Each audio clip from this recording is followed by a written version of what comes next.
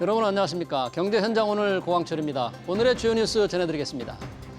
제롬 파월 미 연준 의장이 금리 인하를 위해 인플레이션율이 목표치인 2%에 돌아갈 때까지 기다리지 않을 것이라고 밝혔습니다. 파월 의장은 지금의 긴축이 인플레이션을 2%로 끌어내리는 효과를 내고 있다며 이같이 말했는데요.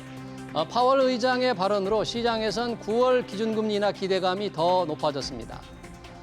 네, 지난 주말 총격을 받았던 도널드 트럼프 전 대통령이 러닝메이트인 부통령 후보로 흑수저 출신인 J.D. 벤스 오하이오주 상원 의원을 지명했습니다. 벤스 의원은 39살의 정치 신인으로 불우한 어린 시절을 보낸 뒤 변호사와 기업가를 거쳐 상원의원까지 오른 입지전적인 인물입니다. 그는 한때 트럼프를 미국의 히틀러라고 독하게 비판하는 등 반트럼프주의자였지만 몇 년 후 입장을 180도 바꿨습니다. 네, 가상자산 대장주인 비트코인 가격이 글로벌 시장에서 6만 4천 달러대, 우리 시장에서 9천만 원대로 다시 올라섰습니다. 얼마 전까지만 해도 공포감까지 들던 비트코인은 트럼프 전 대통령의 피격 사건 이후 급상승세를 타기 시작했는데요. 트럼프 전 대통령은 가상자산에 대해 우호적인 입장을 견지해왔습니다. 네, 트럼프 전 대통령의 피격 사건으로 방산주에 대한 관심이 다시 높아지고 있습니다. 특히 전 세계 최대 방산 시장인 미국 진출도 눈앞에 두고 있는데요. 한국 업체가 방산 시장의 꿈의 무대라는 미국에 진출한다면 올해 수출액 200억 달러 달성에도 탄력이 붙을 전망입니다. 질주하는 K방산, 과제는 무엇인지 이어지는 집중 진단에서 살펴보겠습니다. 네, 유튜브 실시간 댓글 의견 주시면 토론에 반영합니다. 경제현장 오늘입니다.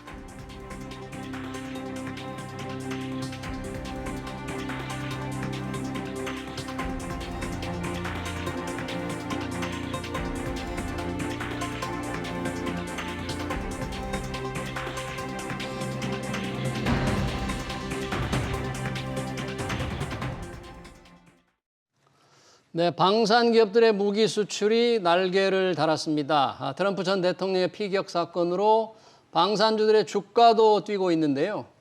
K방산 얼마나 날아오를지 전문가들과 토론해 보겠습니다. 김대영 한국국가전략연구원 연구위원, 최기일 상지대 군사학과 교수 나오셨습니다. 두 분 어서 오세요. 반갑습니다. 자, 이 트럼프 전 대통령 피격으로 갑자기 방산주에 대한 관심이 높습니다. 그렇지 않아도 우리 방산 수출 전선이 굉장히 밝은데요. 이런 재료까지 지금 겹쳐 있는데 오늘 방산주들 주가를 띄고 있는데 우선 저희가 본격적인 토론에 앞서 K방산 주가를 잠깐 보고 싶은데요.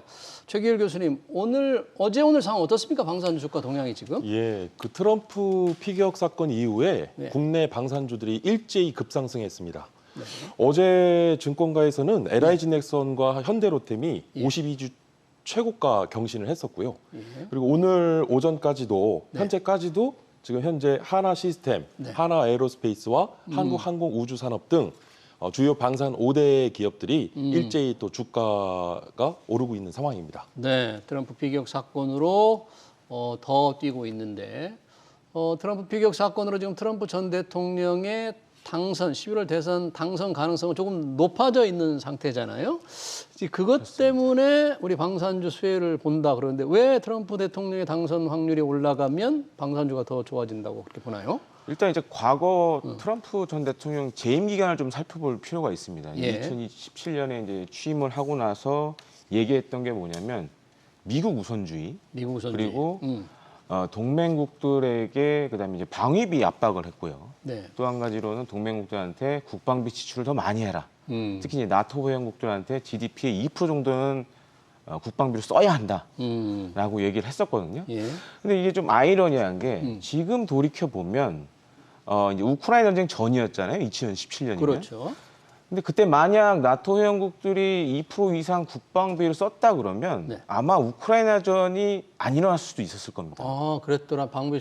그 방어를 다 준비를 했더라면. 그렇죠. 근데 그래서 이제 지금 돌이켜 보면 당시 트럼프 대통령이 뭔가 좀 미래를 보고 얘기한 게 아닌가라는 생각이 들 정도인데 예. 앞으로 아마 그런 기조가 더 강화될 것 같습니다. 이제 나토 회원국한테도 GDP의 2% 이상씩 국방비 써야 된다. 그리고 네. 이제 유럽이나 한국 그리고 일본에 주둔하고 있는 미군의 병력 조정이라든가 예. 이런 일이 생기다 보면 뭐 우리나라도 만약에 그런 일이 생긴다 그러면 당장 국방 예산에 더 많은 투입을 하겠고 또 한 가지로는 이제 무기를 또 구매를 하겠죠. 예. 그러다 보니까 이제 시중에서 봤을 때는 트럼프 대통령이 재선 가능성이 높아졌으니까 그럼 세계 각국이 더 국방비를 더 쓸 수밖에 없을 것 같다. 예. 그리고 우리나라에서도 투자자분들이 좀 그런 인식을 하시는 것 같고 예. 그런 전반적인 분위기가 지금 어떻게 보면 이 K방산, 특히 이제 방산주에 집중하는 이유가 아닐까 생각이 됩니다. 네, 그런 흐름을 타고 지금 상승세를 보이고 있는데 과연 뭐 상승세가 오래 갈지 그런 조금 지켜봐야 될 것 같고요. 이미 트럼프 비격 사건 전부터 사실 우리 방산 수출이 굉장히 호조세를 보여왔잖아요. 어떻습니까? 지금 올해 전체적인 수출 동향 최근 몇 년간 흐름은 어떻게 지금 이어져 왔나요? 예, 2022년 2월 우러 전쟁 발발 이후, 그러니까 2022년에 폴란드발 대규모 방산 수출 수주를 하게 됐고요. 예. 2022년 이전까지는 우리 국내 방산에 예. 해외 수출은 30억 불 내외의 박스권에 좀 갇혀 있었습니다. 그러다가 2022년 폴란드에 대규모 방산 수출을 하게 되면서 170억 불을 기록하게 되었고요. 예. 지난해인 2023년에는 140억 불, 올해 2024년 정부의 목표치는 200억 불입니다. 네. 정부에서는 120대 국정 과제에도 우리 방위 산업을 첨단 전략 산업으로 이제 육성을 하면서 이제 방산 수출을 적극적으로 추진하겠다라는 발표를 한 바 있는데요. 예. 현재 지난 2분기까지의 네. 방산 수출 수주 계약이라든가 현재 기업들의 그러한 영업이익이나 매출액 정도의 그런 부분들을 보면 네. 올해 정부 목표치 200억 불 달성이 충분히 가능할 것이라고 그렇게 업계에서는 전망을 하고 있는 상황입니다. 아, 그래. 올해 목표치 달성을 한다. 우리가 벌써 뭐 방산 수출 10대국에 이미 지금 올라서 있잖아요. 예. 그만큼 수출이 잘 되니까 그럼 우리 방산 기업들 뭐 수지 이익도 굉장히 괜찮죠? 어떻습니까? 예, 그렇습니다. 이제 특히 이제 방산 5대주라고 이제 많이 얘기를 하는데 5대 5개. 예, LIG 넥스원, 뭐 현대로템, 하나시스템, 뭐 하나에어로, 그다음에 한국항공우주산업 이렇게 5개사를 좀 많이 꼽습니다. 예. 2분기 합산 매출액이 전년 대비하면 약 18% 증가한 5조 5천억 원으로 이렇게 알려져 있는데 네. 예, 영업이익이 뭐 그 정도 되는 걸로 이제 전해지고 있는데 같은 기간에 비해서 한 96% 증가한 예. 한 4,411억 원 정도로 추정이 되고 있습니다. 그러니까 어떻게 보면 이제 우리나라 특히 이제 K방산이 사실은 폴란드의 대규모 수주를 제외하면은 그 전에 한 번 이런 일이 한 번 있었습니다. 80년대 이란 이라크전이 일어났을 때 그때 이란에 참 이것도 아이러니한데 네. 북한도 이란에 무기를 수출하고 우리나라도 이란에 무기를 수출했던 그런 일이 한 번 있었습니다. 아, 그래? 우리나라는 이란에 뭘 수출했나 그때? 이란에 그때 견인포하고 뭐 군용 차량들 예. 뭐 이런 그다음에 이제 군인 옷들이나 뭐 장구류 이런 것들을 이제 대규모로 수출했던 적이 있었는데 예. 반면에 이제 북한은 스커드 미사일을 수출했던 좀 그런 일이 있었는데 이제 흐름으로 봤을 때 이제 두 번째 이제 큰 파도가 왔다라고 이제 보시면 되겠습니다. 그래서 예. 이제 K방산이 이제 날개를 달았다는 표현이 있을 만큼 어떻게 보면 이제 그 단군이 이 한반도에 자리를 잡은 네. 이후에 가장 큰 지금 시장이 K방산 시장이 열렸다고 이렇게 보시면 되겠습니다. 지금 네, 그 정도로 지금 우리 무기 수출 시장이 밝다는 얘기인데 뭐 아무래도 우크라이나 러시아 전쟁이 그런 어떤 수출 확대에 조금 큰 계기가 된 것 같아요. 요즘 또 시장에서는 미국 진출, 그러니까 미국에 우리가 무기 수출을 지금 못 하고 있잖아요. 뭐 LIG 넥스원이 새로운 유도 로켓을 수출한다고 하는데 이거 어떤 무기인지 또 수출 가능성은 이제 거의 다 확정된 건지 상황이 어떻습니까? 예, 미국은 명실상부한 예. 전 세계 최고 수준의 무기를 예. 직접 자국에서 생산할 뿐만 아니라 예. 미국 국방 조달 시장은 1,000조 원이 넘는 이제 엄청난 시장이죠. 예. 국내 대표 방산 기업인 LIG 넥스원에서는 예. 2.75인치라고 하는 이제 비궁, 이제 이게 70mm의 유도 로켓이 되겠는데요. 예. 헬파이어라고 하는 이제 공격 헬기에 이 2.75인치가 사용되기도 하고요. 예. 그다음에 지상 발사 유도 로켓으로 또 활용이 되면서 다양한 플랫폼에 또 이걸 적용해서 사용하기도 합니다. 예.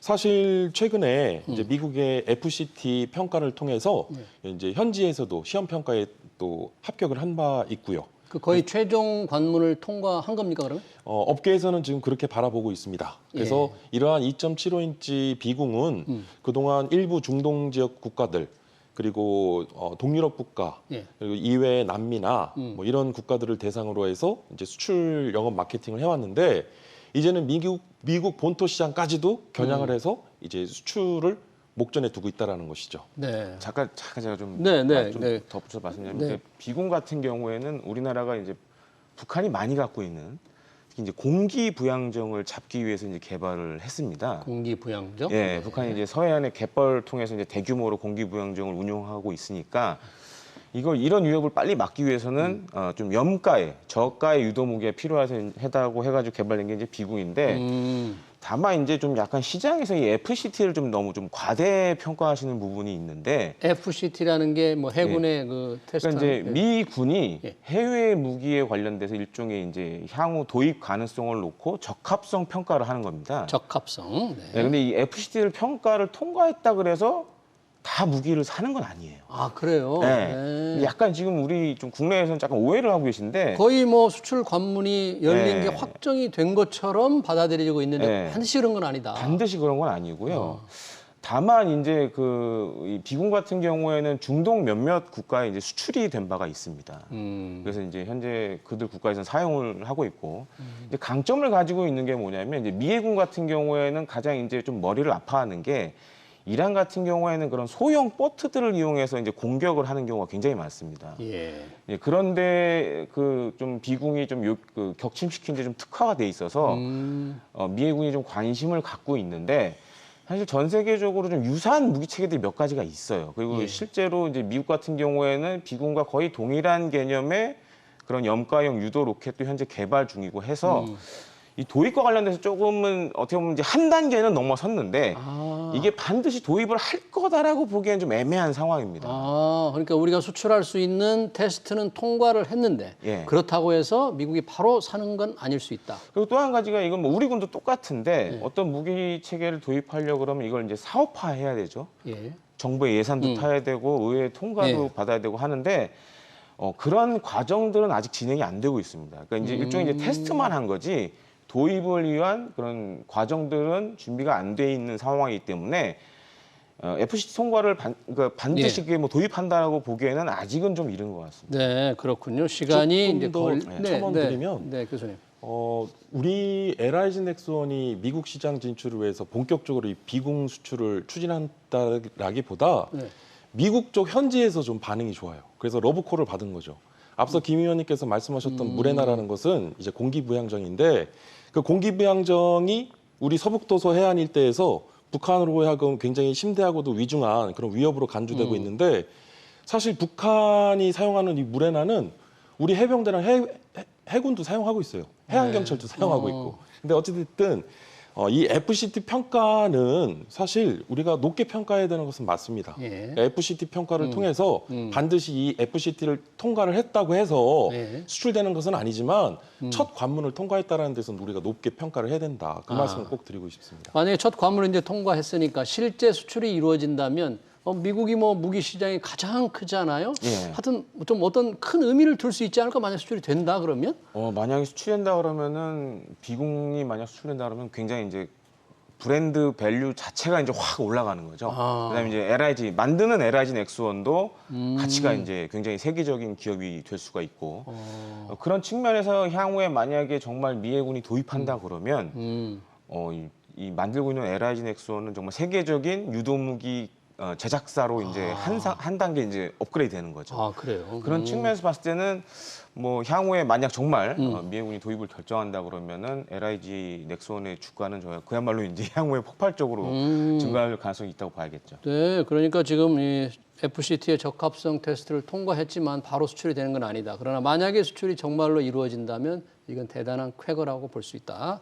이런 건데 혹시 LIG 넥스원 말고도 우리 카이라든지 한화 에어로 이런 데 지금 미국 진출 뭐 준비 중이라는데 혹시 어느 정도 지금 이루어지고 있습니까? 사실은 앞서도 말씀드렸지만 미국이라는 나라는요, 이제 자국의 모든 무기 체계를 이제 생산할 수 있는 그런 나라입니다. 그래서 사실은 우리가 얘기하는 무기 체계 중에서는 하위급 무기 체계에 좀 방점을 두고 있고요. 예, 그래서 사실은 고품질. 이제 방금 우리가 말씀을 나눴던 예. 비군 같은 경우에는 로우급 무기 체계죠. 그러니까 아. 저가 무기 체계이지만 예. 굉장히 효과성이나 효율성이 높은 무기 체계라는 거예요. 그러니까 이제 미국 쪽에서는 이제 그러한 부분에 조금 관심을 갖고 있는 부분이 있고 우리나라의 대표적인 한국항공우주산업 카이에서는 예. T-50 고등훈련기가 있습니다. 네. 원래는 미국의 락히드 마틴이라고 하는 방산업체, 예. 이제 F-16이라고 하는 원래 전투기의 기본 플랫폼을 우리가 이제 착안해서 이제 설계를 하게 된 그런 고등훈련기인데요. 미 해군의 고등훈련기 사업에도 어느 정도 우리가 지금 충분히 내다볼 수 있을 것이라 바라보고 있을 뿐만 아니라 예. 하나 에어로스페이스에는 예. 육륜 전기 구동의 무인 차량인 아리온 스매시라는 게 있습니다. 예. 그래서 최근에는 전장이 유인과 무인의 복합 체계로 이러한 이제 좀 전투 현장이라든가 또는 전쟁의 전투 수행 방식이 좀 다양화되면서 예. 이러한 무인 차량에 대한 무인 무기에 대한 부분도 미국을 비롯한 전 세계에서 지금 관심을 많이 갖고 있는 상황이고요. 네. 여기에다가 이제 과거 우리가 호주의 차기 전투 장갑 차량 사업에서 하나 에어로스페이스의 AS-21이라 불렸던 이제 레드백 장갑차가 또 수출을 하게 됐는데 예. 이 레드백 장갑차에 대해서도 미국이 관심을 갖고 있어요. 그렇군요. 우리가 좀 값이 상대적으로 싸면서 성능이 좋은 우리 무기에 대해서 지금 미국 시장에서 조금 관심을 갖고 있기 때문에 또 다른 이제 수출 가능성이 조금 기대가 되네요. 사실 우리 K방산하면 시청자도 조금 익숙할 거예요. K9 자주포다. 많은 나라에 지금 수출이 되고 있는데 최근에 뭐 루마니아에도 큰 수출 계약이 이루어졌다는데 지금 상황은 어떻습니까? 그러면? 한 1조 4천억 규모로 K9 수출 계약을 맺었거든요. 예. 근데 사실 이제 K9 자주포는 저 뭐 시청자분들도 아마 저보다 더 잘 아실 거라고 생각됩니다. 이름을 많이 좀 들은 것 같아요. 예. 네. 근데 특히 이제 K9 자주포의 강점이 뭐냐? 예. 역시 이제 가성비라고 할 수 있겠습니다. 그래서 사실 이제 경쟁을 그동안 해왔던 거는 독일의 PGH-2000이라는 그런 자주포가 있었는데 이 PGH-2000이랑 K9이랑 비교를 해보면 사실 성능은 독일제가 월등히 앞섭니다. 근데 이제 가격이 좀 많이 비싸다라는 그런 문제가 있었는데 또 한 가지 이제 PGH-2000은 이제 더 이상 생산을 안 합니다. 그러니까 지금 이제 미국을 중심으로 자유주의형 국가들 쫙 보시면 이런 궤도형 캐터필러로 굴러가는 자주포를 만드는 나라가 우리나라하고 미국 정도밖에 없어요. 예. 그러니까 지금 이제 유럽 같은 경우에 보통 이제 트럭형, 차륜형 자주포를 많이 만드는데, 근데 이제 차륜형 자주포 같은 경우에 예를 들어서 이제 험지 돌파나 이런 걸 특히 이제 지형이 안 좋은 데를 돌파할 때는 조금 이제 기동성에 문제가 있죠. 예. 이제 그러다 보니까 기존의 궤도형 자주포를 운용했던 국가들은 또 자연스럽게 이제 궤도형 자주포를 찾을 수밖에 없는데 미국은 일단 좀 궤도형 자주포 수출에 좀 미온적이고 반면에 이제 우리나라 같은 경우에는 K9 자주포 같은 경우에 뭐 세계적인 베스트셀러라고 할 만큼 많은 수량이 지금 생산이 됐고 또 한국 육군에서 많이 쓰고 있고 또 나토 회원국들도 일부 쓰고 있기 때문에 그런 측면에서 굉장히 이제 강점을 갖고 있습니다. 예. 그래서 특히 이제 우크라이나전 이후 전 세계적인 추세가 과거에 썼던 재래식 무기들을 빨리 바꿔야 된다. 바꿔야 된다. 예, 그래서 이제 굉장히 큰 흐름이 되고 있거든요. 예. 그 중에 하나가 이제 자주포인데 전 세계적으로 이제 궤도형 자주포를 만든 나라가 많이 없다 보니까 특히 이제 서방 세계 국가들 위주로 봤을 때는 예. 그러다 보니까 향후에도 K9 자주포가 이제 지속적으로 수출될 가능성이 굉장히 높고요. 네. 특히 이제 루마니아 같은 경우에는 좀 주의 깊게 봐야 될 게 그동안 우리가 이제 자주포하고 뭐 탄약 지원 차량 이런 거 정도만 이제 수출을 했는데 이번에는 뭐 이제 정찰하는 차량, 뭐 정찰? 차륜형 장갑차라든가 예. 탄약 뭐 이런 까지 좀 패키지로 묶어서 이번에 수출해서 향후 수출에 좀 새로운 좀 성장 모델이 되지 않을까 이렇게 보고 있습니다.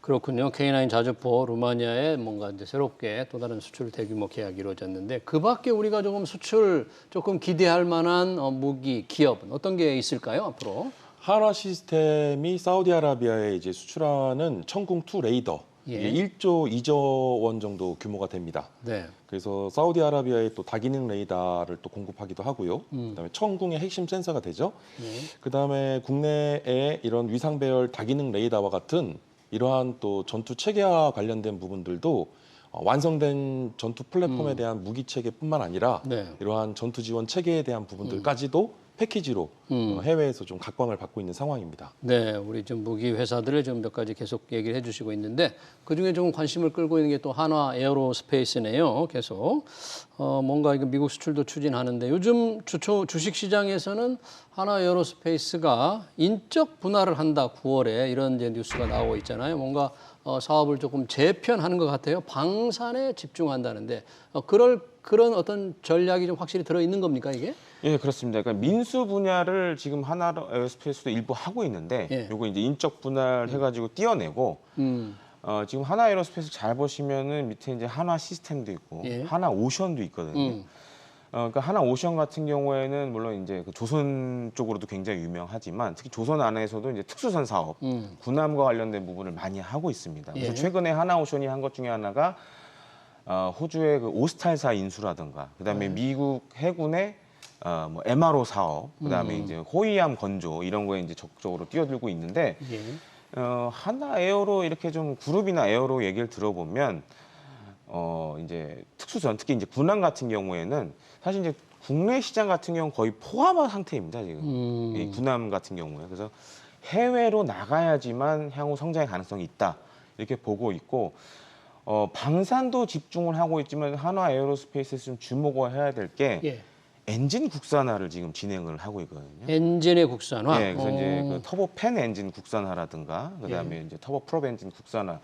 그래서 지금 사실 우리나라 항공 산업이 선진국 수준으로 많이 올라왔지만 그동안 이제 가장 약점으로 지었던 게 엔진이거든요. 엔진. 예. 근데 이번에 이제 하나 에어로스페이스가 엔진 국산화에 적극적으로 뛰어들겠다. 그래서 이번 인적 분할이 좀 이렇게 보시는 게 맞을 것 같습니다. 방산도 집중을 하지만 특히 이제 항공 우주 부문 또 하나 에어로스페이스가 하고 있는 게 이제 우주 관련된 것도 많이 하고 있지 않습니까? 네. 그러니까 방산과 항공 우주의 향후 그야말로 회사의 명운을 걸고 도전해보겠다라는 걸로 좀 그렇게 파악을 하시면 될 것 같습니다. 그러면 뭐 투자자를 조금 이런 인적 분할을 좀 긍정적으로 지금 볼 수 있나요? 예, 그렇습니다. 특히 이제 방산이라든가 항공 우주 같은 경우에는 향후에도 지금 전망이 굉장히 좋은 상황이고 예. 또 전반적으로 이제 K방산 펀드멘털 자체가 지금 나쁘지 않습니다. 그러니까 5년, 10년 정도는 좀 이제 수준 물량을 갖고 있기 때문에 예. 계속적으로 이제 성장 가능성이 있어서 그룹 차원이나 그다음에 하나 에어로스페이스 차원에서도 방산 그리고 항공 우주에 진짜 한번 회사의 명을 걸고 뛰어들겠다라는 좀 그런 생각으로 보여지고 있습니다. 예. 아까 이게 최기일 교수님께서 이제 추가 수주 계약을 좀 말씀을 해주셨는데 연간 목표가 200억 달러 우리 무기 수출 지금 조금 긍정적으로 본다고 했잖아요. 혹시 앞으로 날아올 수출 관련 계약 준비하고 있는 거나 기대하고 있는 거는 뭐가 있을까요? 사실 지금 우리 국내 K방산에 대한 해외 스포트라이트가 굉장히 높아지고 있는 상황인데요. 예. 사실 우리나라 K방산이 이끌어 나가는 대장주는 하나 에어로스페이스입니다. 한화 에어로스페이스. 방금 말씀하셨던 이제 하나 에어로스페이스의 예. 인적 분할은 사실 최근에 이제 대형화 통합화라는 추세 속에서 2015년 7월에 삼성그룹과 하나그룹의 방산 빅딜이 있었습니다. 네. 그 이후에 이제 최근에 보면 아웃바운드 M&A 형태로 국내에서의 대형화 통합화뿐만 아니라 예. 국내 방산 기업이 해외 기업을 인수하는 그런 추세 속에서 조금 트렌드가 달라지고 있어요. 해외 기업 인수도 한다. 그래서 그런 시청자분들께서도 그런 부분에 조금 주목을 하실 필요가 있을 것 같아서 말씀을 좀 드리고요. 얘기죠. 예. 이미 외신에서는 우리나라가 뭐 4대 강국의 메이저리그에 진입했다. 우리가 벌써 예. 4대 수출국에 우리 목표는 좀 아직 남아 있죠. 이게 이제 시프리와 같은 네. 국제기구, 이게 스톡홀름 국제평화문제연구소에서 매년 전 세계 국가들의 무기 수출 순위를 발표를 하는데요. 네.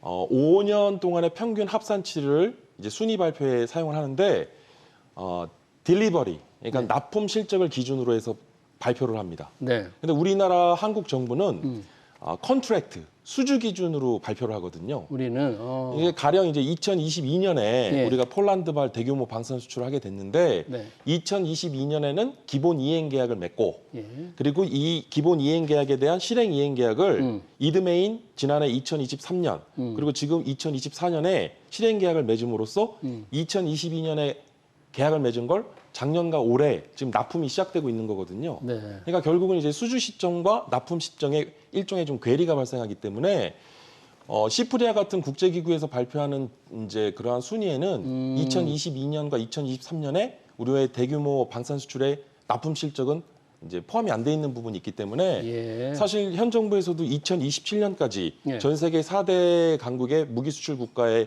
이름을 올리겠다라고 발표한 것은 그러한 배경이 있는 것이죠. 네, 그러니까 가능성이 상당히 긍정적으로 지금 보고 있는데 일각에서는 이런 분석을 어떻게 봐야 될지 모르겠습니다. 트럼프 전 대통령이 만약에 다시 당선이 된다 그러면 이 한미 방위 산업 협력이 현재 지금 바이든 대통령 정부와 굉장히 긴밀한데 네. 조금 후퇴한다.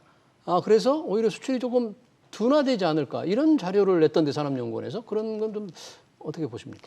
저는 좀 다르게 보고 있는데요. 그러니까 이제 트럼프 전 대통령 임기였던 2017년만 하더라도 예.